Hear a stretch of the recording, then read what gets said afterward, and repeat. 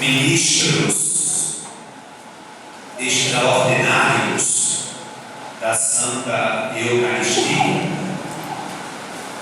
querida coroinha, animadores do canto, da liturgia, do acolhimento, do dízimo, da comunicação, meu querido povo santo de Deus e por Deus amado. Nós compreendemos que crime perfeito é aquele em que o assassino não deixa nenhuma pista do delito cometido.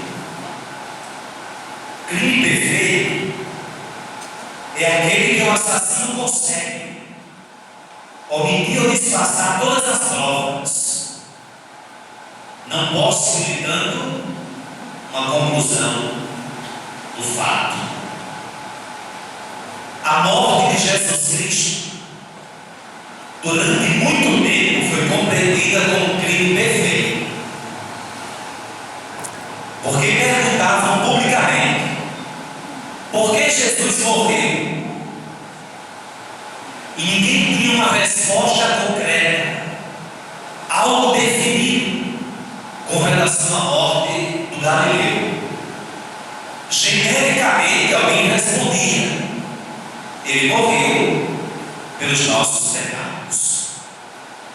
Quando respondemos que Jesus morreu pelos nossos pecados, então a culpa é de todo mundo. Mas afinal, por que Jesus morreu?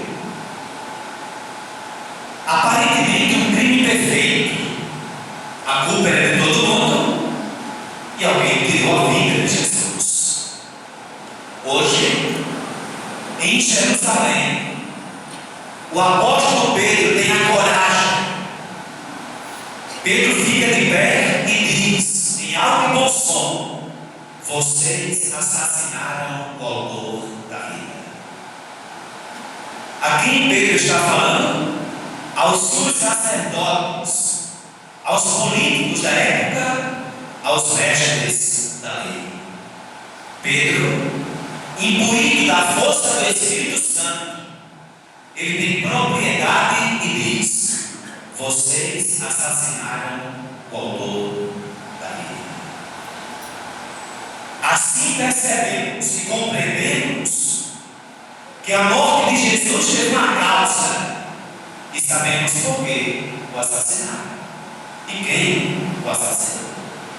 Graças à coragem e à pregação do apóstolo, chefe dos apóstolos, Pedro. Só que na pregação de Pedro, hoje tido como primeira leitura na liturgia, nós encontramos uma consonância do que Pedro está pregando e do que pregou Jesus. Naquele momento, no madeiro da cruz, em que Jesus Cristo entregava ao Pai seu Espírito, ele pôde dizer a toda aquela multidão que esperava sua morte: Pai, perdoa-me porque não sabem o que fazem. Na pregação de Pedro hoje, que há muitos culpados pela morte de Jesus, Pedro diz: convertam-se dos pecados e vocês serão perdoados. A mesma misericórdia apresentada por Jesus na cruz do Calvário está presente na pregação do apóstolo Pedro. O que deve então fazer a pessoa que de fato acredita na conversão e demonstra isso em sua vida? Interessante, porque lá no Sinédrio estavam Pedro e João, e hoje na liturgia nós encontramos na primeira leitura o apóstolo Pedro falando, e a segunda leitura que é da autoria também de São João. O que é que diz o apóstolo João? Que basta pouca coisa para saber se somos ou não convertidos.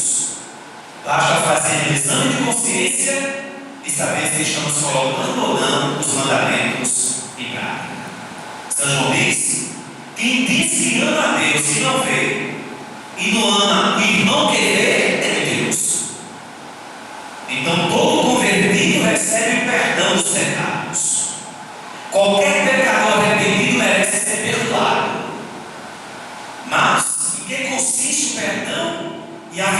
consiste a conversão? Consiste em colocar em prática os mandamentos da lei de Deus. Na vida de quem observa os mandamentos apresentados por Moisés e resumidos por Jesus, de fato faz brilhar, como disse o salmo responsorial, faz brilhar a face de Deus. Essa face de Jesus, ela brilha, ela se apresenta, ela se revela em cada homem e em cada mulher que vive a conversão esperada pelo Salvador. Queridos irmãos e irmãs, no Evangelho que nós proclamamos, nós encontramos a riqueza da partilha dos discípulos de Emaús. Aqueles dois homens que haviam reconhecido Jesus ao partir o pão, eles voltam para Jerusalém, se encontram com os 9 apóstolos que lá estavam, e agora são 11, porque Judas já havia cometido suicídio. Interessante, porque eles estão falando do momento em que reconheceram Jesus na partilha do pão. E quando Jesus aparece junto aos 11, eles não reconhecem. Para dizer, reconhecer Jesus na partilha do pão na Eucaristia é fácil. Difícil é encontrar e reconhecer Jesus na comunidade cristã. Quando estavam só os 2 discípulos, quando Jesus partiu o pão, eles acreditaram. Mas quando estava a comunidade reunida, os 11 apóstolos reunidos, e Jesus apareceu, eles não reconheceram Jesus. Eles ficaram com medo, inseguros, espantados. Nós que participamos da Eucaristia temos caminhos semelhantes. Aqui na missa é muito bom ver Jesus na Eucaristia, acreditamos, nos ajoelhamos e adoramos Jesus. Mas reconhecer Jesus na comunidade é difícil. Por quê?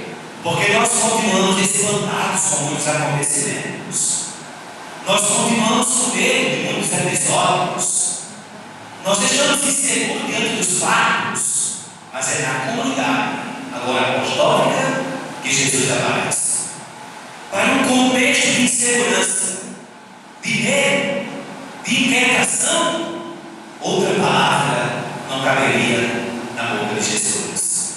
A paz esteja convosco. Nós queremos então compreender que a paz é o grande desejo de Jesus. Só que agora a responsabilidade de promover, proporcionar e propagar a paz é de cada cristão batizado. Então, nesta semana, nós queremos viver o que Jesus pediu, fazendo com que por nossas palavras e nossas ações a paz possa habitar em nossa casa, em nossa família e particularmente no coração de cada um. Jesus disse: vocês são testemunhas. Nós queremos ser testemunhas daqueles que testemunharam o ressuscitado. E o gesto mais sublime que pode acontecer na vida do homem é a promoção da paz. Saímos deste encontro com Jesus, fortalecidos nesta Eucaristia e capacitados para viver e promover a paz. A paz esteja convosco. Assim seja. Creio